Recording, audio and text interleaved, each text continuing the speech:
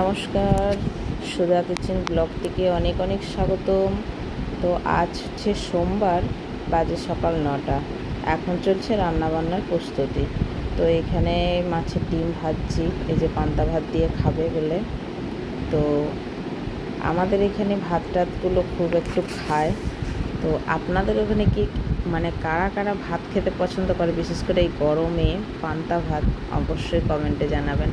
আর এই যে রান্না তোড়জোড় চলছে, রান্নাবান্না করব। আর এত রোদ দিয়েছে, প্রচণ্ড রোদ, কাজকর্ম করতে এত অসুবিধা হয়। এই ঘরের কাজ তো প্রায় পড়েই আছে, এই যে বিছানা টিছানা সব পড়ে আছে। রান্নাঘরে ঢুকেছি মানে এদিকের কাজ পড়ে আছে, এদিকের কাজ করবো। একটু জানলাটা খোলারও কেউ নেই, জানলাগুলোও এসে খুলছি।